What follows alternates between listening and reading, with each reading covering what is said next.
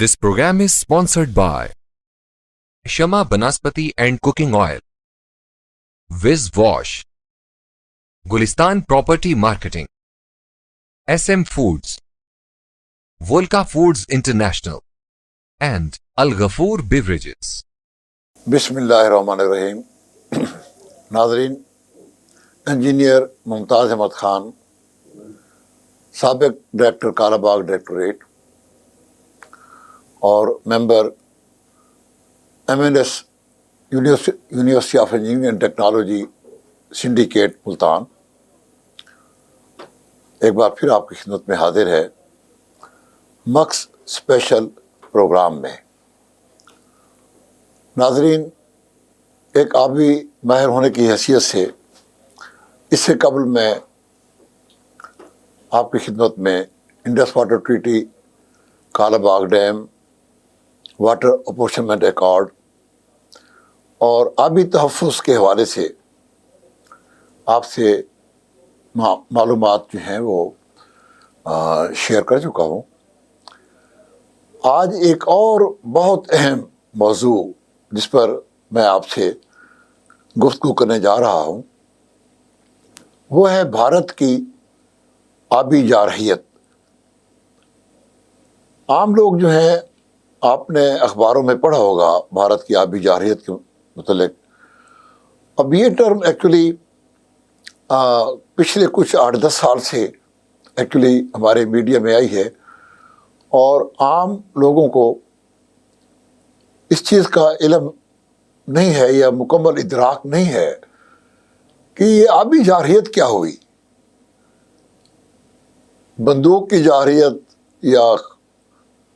तलवार की जारहियत या कोई और जो है जुल्म की जारहियत, ये तो समझ में आती है। ये आबी जारहियत, पानी की जारहियत क्या हुई। तो आपकी खिदमत में आज मैं ये एक्सप्लेन करता हूँ पहले कि ये आबी जारहियत क्या है और भारत की आबी जारहियत जो है वो कब शुरू हुई और उसकी कैसे मनसूबाबंदी की गई। भारत की इस आबी जारहियत का हदफ क्या है, उसके आदाफ क्या है, ऑब्जेक्टिव्स क्या है। तो आज के इस भारतीय आबी जारहियत के प्रोग्राम के पहले हिस्सा में मैं इन सवालों का आपको जवाब दूंगा। ये आबी जारहियत क्या है, भारत की आबी जारहियत। मुख्तलिफ अल्फाज में हम ये कहेंगे कि ये हमारे अज़ली दुश्मन भारत की वो मनसूबाबंदी है या वो इक़दामात हैं उसके जिनके तहत कोई गुज़श्ता 8-10 या 20 साल से नहीं बल्कि ऐन क़याम पाकिस्तान के दिन से लेकर आज तक भारत एक नहायत सोची समझी मनसूबाबंदी और प्लानिंग के तहत इस आबी जारहियत पर अमल पैरा है। और इसका जो मकसद है वो ये है कि पाकिस्तान को पानी के कुदरती वसीला से इस हद तक महरूम कर दिया जाए या पाकिस्तान में पानी के बहरान को इस हद तक शदीद कर दिया जाए कि जहां पाकिस्तान अपनी फसलों के लिए, अपनी गंदम, अपनी कपास, अपने चावल के लिए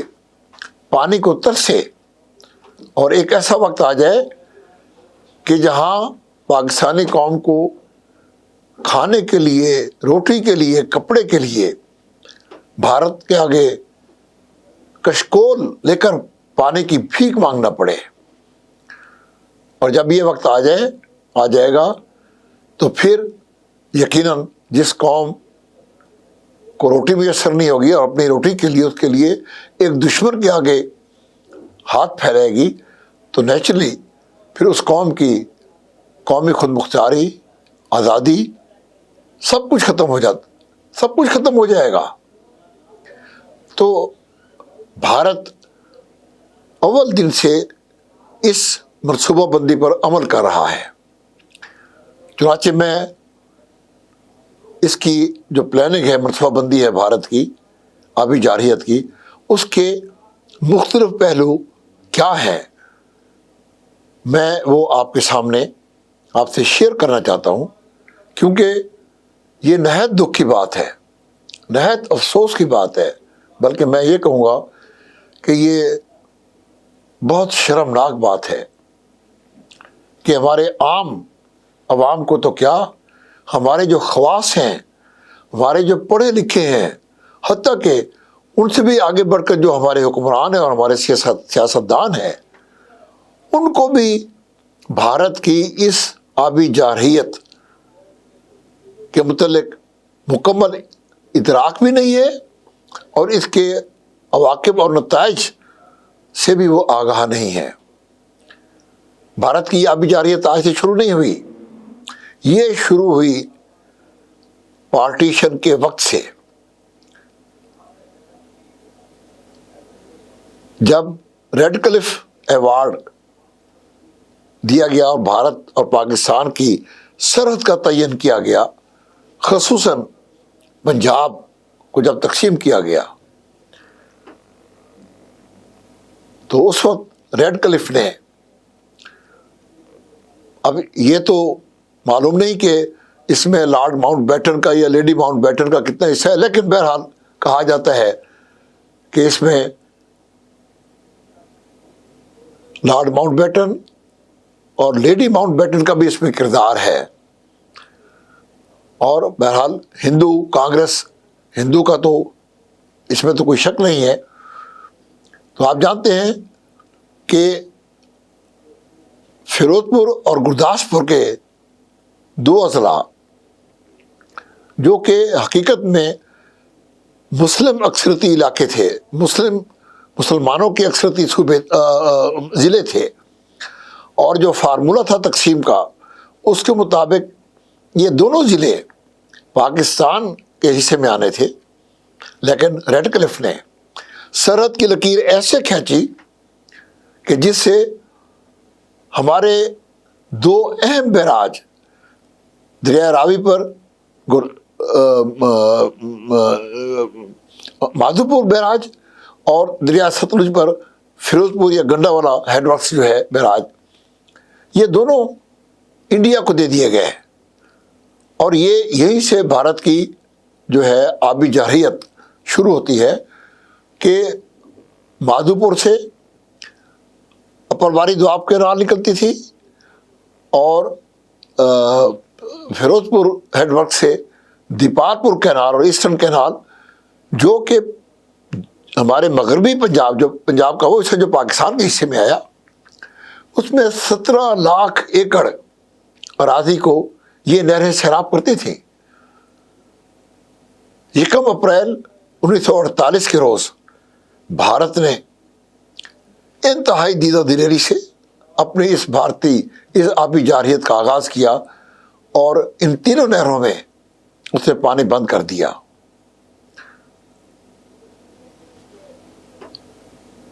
اب 17 لاکھ ایکڑ، آپ دیکھیں ایک نیا ملک جس کو کہ 1 کروڑ سے زائد مہاجرین کی آبادی کا مسئلہ درپیش ہے، ملک تقسیم ہو چکا ہے، جو حکومت کے اداروں نے ابھی اسٹیبلش ہونا ہے، اور گوناگون بے شمار مسائل ہیں ایک نئی حکومت کے لیے، ایک نئے ملک کے لیے، ایک نوزائیدہ ملک کے لیے. تو سردار پٹیل کی اس پیشین گوئی کو ثابت کرنے کے لیے کہ پاکستان بننے دیں، ہم وہ اقدامات کریں گے کہ پاکستان 6 مہینے کے اندر خود سرنڈر کرے گا کہ ہم ایک الگ آزاد ملک نہیں رہ سکتے. اور یہ آبی جارحیت اسی منصوبہ بندی کا ایک حصہ تھا کہ جس کے تحت 1 اپریل 1948 کے روز دیپال پور کینال، اپرواری دواب کینال اور ایسٹرن کینال، ان کا پانی بند کر دیا گیا. اور اس کے بعد جب یہاں سے اس وقت کے وزیر خزانہ غلام محمد اور ممتاز محمد خان دولتانہ اور سردار شوکت حیات پر مشتمل ایک وفد جب انڈیا گیا، دہلی گیا، اور انہیں نہرو اور لارڈ ماؤنٹ بیٹن جو کہ گورنر جنرل تھے ہندوستان کے، ان سے جب ملاقات کی اور اس پر احتجاج کیا تو انہوں نے ان کے سامنے ایک تحریر رکھی کہ آپ اس پر دستخط جب تک نہیں کریں گے ہم یہ پانی نہیں چھوڑیں گے. اور تحریر یہ تھی کہ آپ اس پانی سے آپ دستبردار ہوں گے اور اگلے 10 سال کے اندر آپ اس کا متبادل انتظام کریں گے، تب ہم یہ پانی جو ہے وہ چھوڑیں گے. چنانچہ 17 لاکھ ایکڑ اس وقت خریف کی فصل جو تھی وہ اس کی کاشت ہونی تھی، تو مجبوراً ایک جیسے کہ اس کی گردن پر جو ہے پستول رکھ کر اس سے بات منوائی جائے، تو یہ بات انہیں ماننا پڑی. پھر اس کے بعد ہوا یہ کہ گرداسپور ضلع انڈیا کو دینے کا ایک اس سے بھی بڑا مقصد تھا، اور وہ یہ تھا کہ جو کشمیر ہے، کشمیر کو جو راستہ جاتا تھا، جو سڑک جاتی تھی، جو لنک تھا، وہ گرداسپور سے ہو کر جاتا تھا.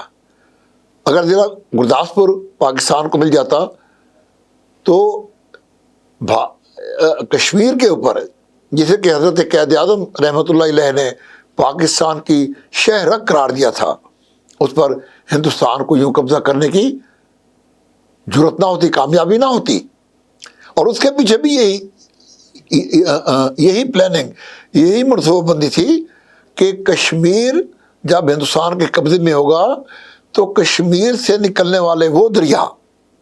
جو کہ پاکستان کو سیراب کرتے ہیں،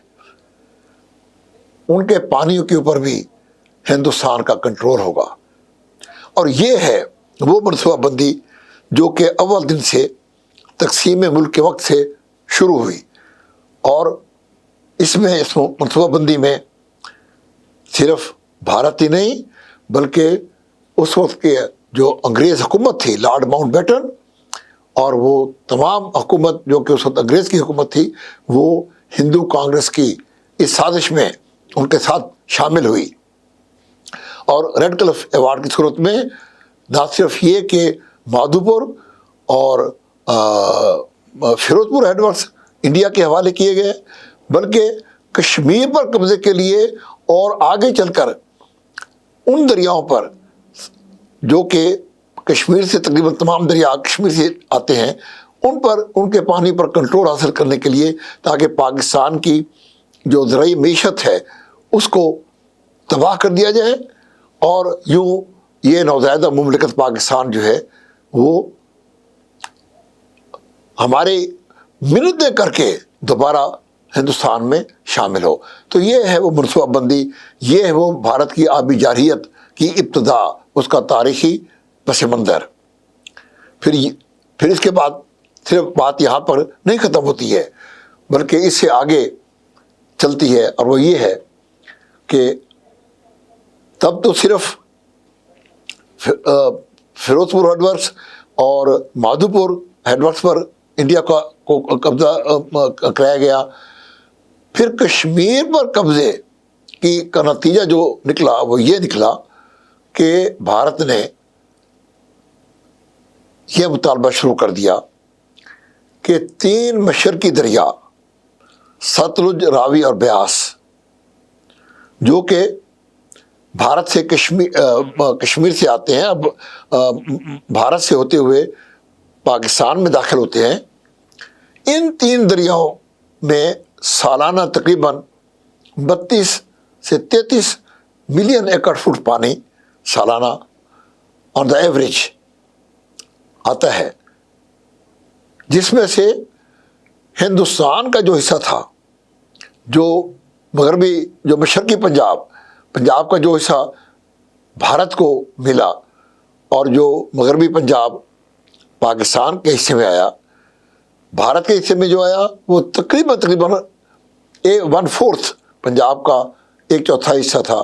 باقی 3/4 مغربی پنجاب پاکستان کے حصے میں ہے. تو ان 33 ملین ایکڑ فٹ جو پانی تھا ان 3 دریاؤں کا، اس میں انڈیا کا حصہ صرف 7-8 ملین ایکڑ فٹ بنتا تھا، جبکہ 24-25 ملین ایکڑ فٹ پاکستان کا حصہ تھا ان دریاؤں کا۔ تو بھارت نے رفتہ رفتہ یہ مطالبہ شروع کر دیا کہ یہ تینوں دریاؤ جو ہیں وہ بھی بھارت کے حوالے کیے جائیں۔ لیکن 1953 سے لے کر 1958 تک جتنی بھی حکومتیں آئیں، ہم ان کی باقی سیاسی کارکردگی جو بھی ہو، لیکن انہوں نے بھارت کے اس مطالبے کو تسلیم نہیں کیا۔ لیکن بھارت یہ مطالبہ امریکہ کے ذریعے کرتا رہا۔ امریکہ جو کہ آج تک جسے ہم اپنا دوست ملک سمجھتے رہے ہیں، اور جو کمیونزم کے خلاف پاکستان جس کا اتحادی رہا 1950 اور 1960 کی دہائیوں میں، یہ صورتحال تھی کہ پاکستان کو جو ہے وہ امریکہ کی باج گزار ریاست کہا جاتا تھا۔ آپ کو یاد ہوگا کہ پشاور میں بڑا بیر کنڈے سے U-2 طیارہ سوویت یونین کی جاسوسی کے لیے گیا تھا، جس کے بعد خروشیف نے بتایا تھا کہ ہم نے اپنے نقشے کے اوپر پشاور پر ریڈ کراس نشان لگا دیا ہے کہ ہم اس کو تباہ کریں گے۔ تو یہ تھی اس وقت پاکستان کی صورتحال۔ پھر ہوا یہ کہ بدقسمتی یہ ہوئی کہ جنرل ایوب خان وہ پاکستان میں برسر اقتدار آ گئے، اور امریکہ کی خوشنودی کے لیے، امریکہ کو خوش کرنے کے لیے، اپنے اقتدار کو مضبوط کرنے کے لیے انہوں نے جو بین الاقوامی دریاؤں کے متعلق جو عالمی قانون ہے، انٹرنیشنل لا ہے، اس کو بھی ردی کی ٹوکری میں پھینکتے ہوئے اور صرف امریکہ کی خوشنودی حاصل کرنے کے لیے سر ایوب خان نے وہ اقدام کیا جو کہ آج تک انسانی تاریخ میں کسی بھی ملک نے نہیں کیا ہے۔ ایوب خان نے انڈس واٹر ٹریٹی کر کے ستمبر 1960 میں 3 مشرقی دریا ستلج، راوی اور بیاس، جو کہ قدرت کا ہمیشہ کے لیے اس عطیہ تھا پاکستان کو اور جنوبی پنجاب کو اور سندھ کو، آگے وہ عطیہ جو تھا وہ اس نے انڈیا کے حوالے کر دیا۔ یہ اس طریقے سے بھارت کی جو آبی جارحیت کا ایک اور مرحلہ جو کہ ایوب خان کے ذریعے بھارت نے مکمل کیا۔ صرف بات یہی نہیں ختم ہوتی ہے، بلکہ اس کے بعد بھارت نے یہ کیا اور ہماری حکومتوں نے کہ وہ انڈس واٹر ٹریٹی یا سندھ طاس منصوبہ جو کہ سراسر پاکستان کے، جس کی ایک ایک شق پاکستان کے خلاف ہے، ایوب خان نے اس کے باوجود کہ پاکستانی ماہرین تقریباً 30-35 انجینئرز جو تھے انہوں نے احتجاج کیا، لیکن ایوب خان نے ایوب خان نے خود اپنی کتاب میں لکھا ہے فرینڈ ناٹ ماسٹر کے صفحہ نمبر 109 اور 110 پر کہ وہ آبی ماہرین جو اس وقت سندھ طاس منصوبے کے اوپر احتجاج کر رہے تھے، میں نے ان کو لاہور میں بلایا، لاہور گورنر ہاؤس میں، اور انہیں کہا کہ آج کے بعد اگر کسی نے اس معاہدے کے اوپر کسی نے اعتراض کیا تو میں اس کو اپنے ہاتھوں سے نپٹوں گا، اور ان کو خاموش کر دیا گیا۔ پھر یہی نہیں ہوا، بلکہ ایوب خان کی حکومت نے اور اس کے بعد آنے والی تمام حکومتوں نے اور انڈیا نے یہ بھی مینج کیا کہ اس سندھ طاس منصوبے کو ہوا نہ لگے، پتہ نہیں اس میں کیا ہے۔ اس کی ایک ایک شق جو ہے وہ جو کہ پاکستان کے خلاف اور بھارت کے حق میں تھی، اور لگتا یہ ہے کہ یہ معاہدہ جیسے انڈیا نے خود لکھا ہو۔ اینی وے، اس 50 سال تک اس معاہدے کا پتہ نہیں چلنے دیا گیا، یہ خفیہ رکھا گیا۔ اس کو ہماری حکومتوں نے بھی جو بھی حکومتیں آئیں، چاہے وہ فوجی حکومتیں تھیں چاہے وہ سویلین تھی، انہوں نے اس منصوبے کو خفیہ رکھا۔ یہ تو 50 سال کے بعد 2010 میں یہ معاہدہ منظر عام پر آیا. اس وقت جب بھارت نے اس معاہدے کے تحت، اس ٹریٹی کے تحت دریائے ستلج، راوی اور بیاس پر اتنے ہیڈ ورکس اور بیراجز اور ڈیم بنا لیے جہاں اس نے ان تینوں دریاؤں کا پانی مکمل طور پر اپنے قبضے میں، اپنی سٹوریج کیپیسٹی میں اسے لے لیا. اب تو راوی اور ستلج میں اس وقت پانی آتا ہے جب وہ کوئی سیلاب آتا ہے جس کو بھارت کنٹرول نہیں کر سکتا تو وہ چھوڑ دیتا ہے اور اس سے بھی یہاں تباہی ہوتی ہے. تو یہ ہے بھارت کی آبی جارحیت کا وہ تیسرا رخ. اور اس کا جو چوتھا رخ ہے وہ سمجھے اسی انڈس واٹر ٹریٹی کے تحت، اسی سندھ طاس منصوبہ کے تحت وہ 3 مغربی دریا جہلم، چناب اور سندھ جو کشمیر سے آتے ہیں اور جو کہ اس معاہدے کے تحت پاکستان کے حصے میں آئے، اور انڈس واٹر ٹریٹی میں جو ہے وہ انڈیا کو یہ سہولت دے دی گئی کہ وہ ان 3 دریاؤں کے اوپر بھی ہائیڈرو پاور پروجیکٹ بنا سکتا ہے، 2.85 ملین ایکڑ فٹ پانی ذخیرہ کر سکتا ہے، اور مقبوضہ کشمیر میں تقریباً 13.5 لاکھ ایکڑ اراضی کو بھی کاشت کرنے کے لیے پانی لے سکتا ہے. تو یہ جو اس معاہدے کی یہ جو پروویژنز ہیں ان کا فائدہ اٹھاتے ہوئے اب بھارت ان 3 مغربی دریاؤں کے اوپر بھی درجنوں ہیڈ ورکس بنا رہا ہے، ہائیڈرو پاور پروجیکٹس بنا رہا ہے اور سٹوریجز کر رہا ہے. اور اس کا نتیجہ یہ نکلا ہے کہ ان 3 دریاؤں میں بھی پانی کی جو فلو ہے، جو پانی کی جو مقدار، جو والیوم جو پہلے آتا تھا وہ اس میں تقریباً ایک تہائی سے آدھا کمی ہو چکی ہے. اب آپ جہلم کو دیکھیں، آپ چناب کو دیکھیں، آپ سندھ کو دیکھو. چناب کو آپ دیکھیں مرالہ پر اس کی کیا صورتحال ہے، جہلم کو دیکھیں منگلہ کے مقام پر اس کی کیا صورتحال ہے، سندھ کو دیکھیں. یہ بھارت کی اسی آبی جارحیت کا نتیجہ ہے کہ مقبوضہ کشمیر میں بھی وہ ان ہمارے 3 دریاؤں کے اوپر پروجیکٹس بنا کر ان کا پانی روکنے کی استطاعت حاصل کر رہا ہے، کر چکا ہے، اور اس پر اور تیزی سے آگے سے عمل پہ رہا ہے. یہ ہے بھارت کی آبی جارحیت کا چوتھا رخ. اور آخری جو بات ہے اس سلسلے میں وہ یہ ہے کہ بھارت نے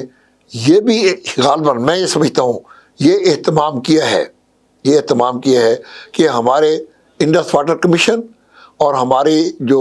واٹر اینڈ پاور کی وزارتیں ہیں، غالباً میں وثوق سے تو نہیں، لیکن ہمارے انڈس واٹر کمشنر کی پچھلے 20 سال کے دوران جو کارکردگی ہے، اور ہمارے خاص طور پر باگلی ہار ڈیم اور کشن گنگا پروجیکٹس کے حوالے سے ان کی جو کارکردگی ہے، اس سے اگر میں یہ بلکہ میرا شک بعض اوقات یقین میں بھی تبدیل ہو جاتا ہے کہ یہاں ہمارے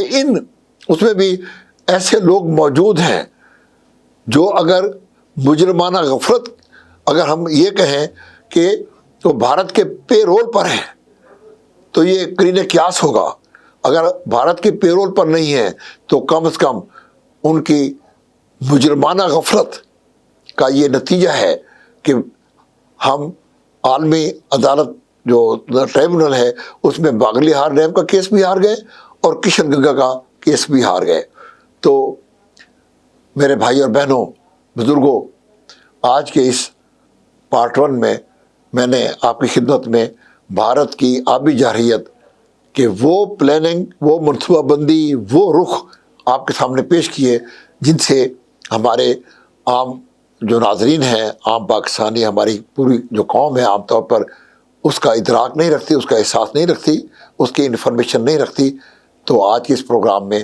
میں نے یہ معلومات آپ تک پہنچا دی. اگلے پروگرام میں انشاءاللہ تعالی میں آپ کی خدمت میں یہ رکھوں گا کہ اب بھارت کی اس آبی جارحیت کا توڑ کرنے کے لیے، اس کے انتہائی خطرناک نتائج سے اور سنگین نتائج سے بچنے کے لیے ہمیں کیا کرنا ہے، بحیثیت قوم اور بحیثیت سیاستدان کے اور بحیثیت حکمرانوں کے ہمارا کیا فرض ہے. تو آج کے اس مکس اسپیشل پروگرام سے انجینئر ممتاز احمد خان آپ سے اجازت چاہتا ہے. انشاءاللہ اگلے پروگرام میں پھر آپ کی خدمت میں حاضر ہوں گا. والسلام. This program is sponsored by Shama Banaspati and Cooking Oil, Viz Wash, Gulistan Property Marketing, SM Foods, Volca Foods International, and Al Ghafoor Beverages.